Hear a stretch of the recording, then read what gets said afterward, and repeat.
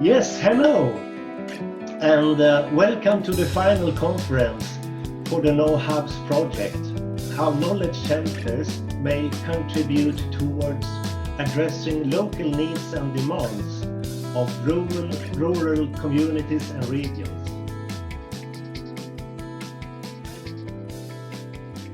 So this is the project team, and this was our first meeting in Iceland.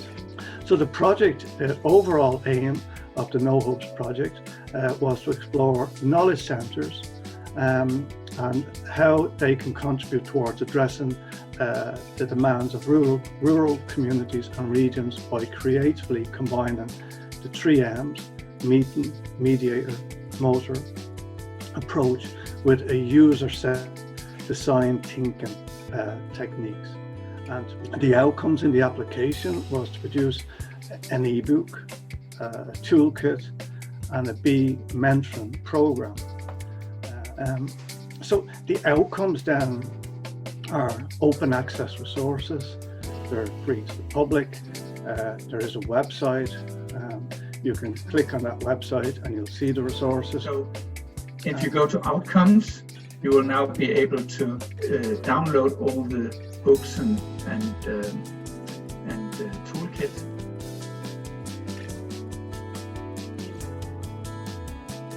My points for today is to give you a short background of Campus Västervik, of course, but even the Learning Center in Sweden.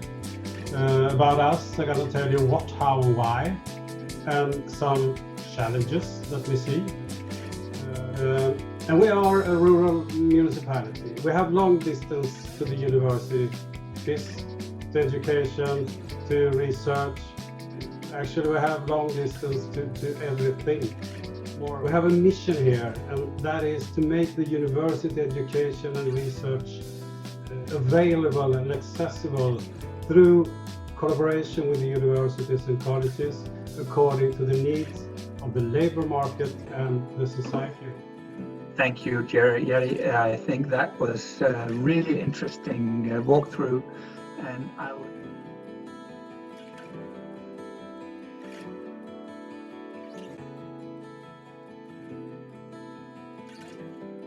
Okay, well, hello to everyone from the far north of Scotland. What I want to do is cover a little bit about the University of the Highlands and Islands. Hopefully it makes a useful contribution. And our vision is to be a university of and a university for this region, but not to be parochial. It's a point that Jerry touched on as well. It's also about reaching out to the rest of the world through our teaching and our research activity.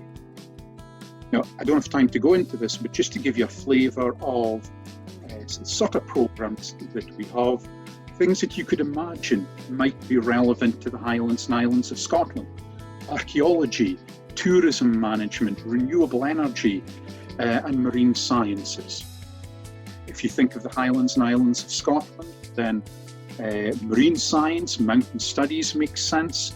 In my own organisation, I run a research centre on environmental science, but we also have strong interests in renewables. We have interests in sustainability, archaeology, Nordic studies, and rural health sciences. So it's the sort of things that are coupled in to rural learning and the rural listening. Thank you very much indeed. Thank you. But there was a question for Jerry. If you have a way of doing digital exams. Okay, can you... I answer first then. Before COVID, we didn't have that possibilities. Nowadays, we have that. For us, yes, in this current period, yes, but it does underline something really important. And that is, this is not just about putting everything online. It goes back to that point I think you raised yourself, Noah. It's around whether in person or virtually or digitally we create communities. And there is a risk of people dropping off if they're not part of the communities. I guess the key thing is, how do we bring education to people and not necessarily people to the education in the same way as Jerry mentioned, not uprooting them from their communities, allowing them, where possible, to stay and to contribute to their communities, but still get access to quality education. Exactly. And that's the whole project idea anyway, to sort of shine a light on the possibilities for exactly doing that. Thank you to Stuart, and thank you to Jerry, and thank you to all of the partnership for a really interesting day here.